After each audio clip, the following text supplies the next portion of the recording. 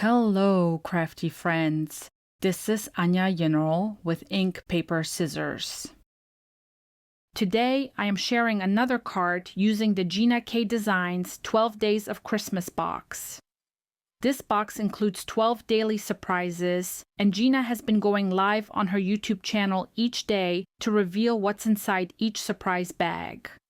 In today's video, I'll be revealing the surprise for day 9, and then I'll be sharing a card that I created using the products from today's reveal. If you're interested in any of the products I'm using today, I have everything linked below in the video description, as well as on my visual supply list, so you can easily find everything in one place. Alright, here I'm opening the surprise for day 9. Each surprise comes individually packaged in its own bag and sealed with a really fun wax seal sticker, which makes the unboxing feel extra special. I'm opening mine up now, and today's surprise is the Cheers to Another Year stamp and die set. I'm really excited to put this set to use today, so let's go ahead and jump right into the project.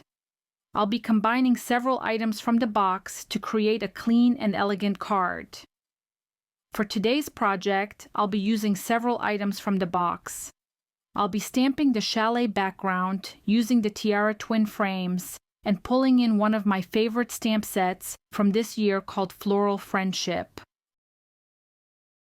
I'm starting out with my Misty, and I'll be stamping the background stamp in a light gray ink onto an A2 panel of white cardstock. Because I don't want to remove the background stamp from its backing, I'm securing it to the Misty door with a bit of low-tack tape. This is a great trick when you want to stamp multiple images or sentiments without peeling them off the acetate sheet. I'm taking a moment to align the background stamp over my cardstock panel, making sure it's centered and straight. Once I'm happy with the placement, I close the lid to pick up the stamp. Now I'm inking my stamp with a light gray ink. Whisper by Gina K Designs would be perfect here, but I only had the mini ink cube available, and I didn't want to use it on such a large stamp surface. So I reached into my stash and grabbed another light gray. I think this may be Pebble by Catherine Pooler. I'm tapping that ink pad gently across the surface, taking my time to make sure the entire background is covered before stamping. Once I'm finished stamping, I'm bringing in the Tiara twin frames set and die cutting the oval frame twice, first from white cardstock and then again from a metallic silver cardstock. I love layering these because it adds just a touch of elegance without overwhelming the design. And today is one of those days where I cannot seem to find anything in my craft room. Instead of reaching for my craft pick like I normally would to release the cardstock from the die, I'm just using the tips of my scissors to gently nudge the cardstock out. Whatever works in the moment, right? This is a really busy time of year for me, and I'm also working on reorganizing and making room in my craft space for the new year. So things are a little scattered, and I'm grabbing whatever tools I can find within arm's reach. While I'm running these frames through my die cutting machine, I like to take a moment to double check that the dies are positioned straight and that the cardstock is sitting flush against the plates. Sometimes metallic cardstock can shift slightly because it's slick, so I make sure everything stays in place before rolling it through. I'll go ahead and die cut both pieces and then carefully pop them out. Next, I use a little bit of liquid glue to adhere the two oval frames together. I'm doing this to give the frame a bit more dimension. You could absolutely stack this 2 or 3 times if you want more thickness, but since I used a heavy white cardstock, I'm happy with just the one additional layer. I'm taking my time here, making sure the edges line up and pressing gently all the way around before setting it aside to dry for a moment. Now I'm trimming my stamped background panel down to 4 inches by 5¼ inches. I like this size because it leaves a really nice border when mounted to an A2 card base, and it keeps the proportions balanced with the oval frame. Next, I'm bringing in my favorite florals from this year, the Floral Friendship Stamp and die set. I'm choosing the floral image that looks like peonies. I place it into my MISTI and stamp it with Memento Tuxedo Black ink. I firmly rub over my MISTI door to make sure the outline is nice and crisp. Once the ink is dry, I'm reaching for my alcohol markers. Today I'm grabbing my Copics because I have the color system memorized and can pull the colors I need really quickly.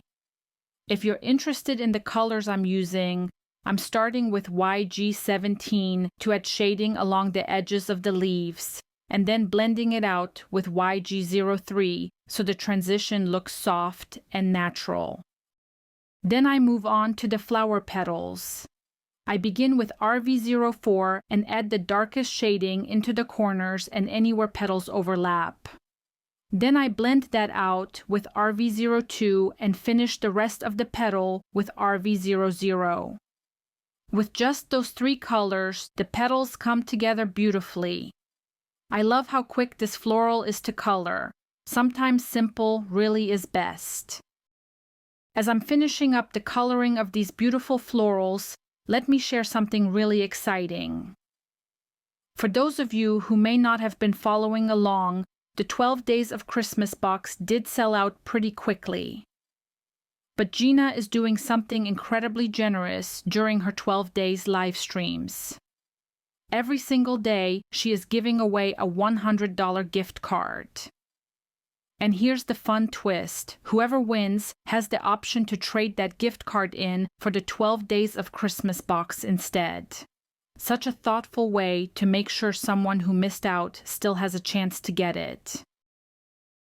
Once the coloring is finished, I line up the coordinating die and run it through my die cutting machine.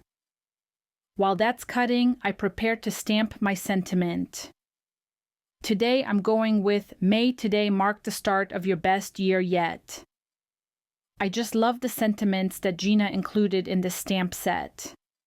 I stamp it in my MISTI using VersaFine Clair Nocturne ink, so I get that bold, crisp, black image on my cardstock. Then I position the coordinating die over it and run that through my die cut machine as well. As those pieces finish cutting, I'm laying everything out on my workspace to get a feel for the composition and to make sure all the elements are dry and ready for assembly. This gives me a moment to visualize how the florals will sit inside the frame and how the sentiment will balance the design. Now it's time to assemble the card.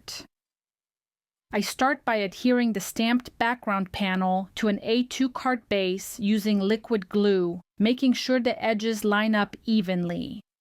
Next, I center the metallic silver frame on the card front and press it down firmly. I add foam adhesive behind the floral piece for a little lift and place it right in the center of the frame. Then I adhere the sentiment along the bottom right corner. To finish things off, I bring in the sequins we received on day 3 and place 5 of them around the floral arrangement for a touch of sparkle. I'll take a moment here to position those tiny pieces. It always takes a bit of patience. And that completes today's card. I hope you enjoyed this tutorial. And even if you weren't able to grab the Gina K 12 Days of Christmas box before it sold out, you can absolutely recreate this design using Master Layouts 12 and a birthday sentiment from your stash. If you enjoyed today's card, please consider giving this video a thumbs up and subscribing to my channel. It truly means the world to me and helps me keep sharing more inspiration with you. I've linked all the products I used in the video description below, so everything is easy to find if you'd like to make your own version. And as we head into the new year, I'll be returning to regular live streams. Just like this year, I'll continue using my favorite Gina K design stamps, dies, and stencils to spark even more card-making ideas. Thank you so much for spending your time with me today. Until next time, happy crafting!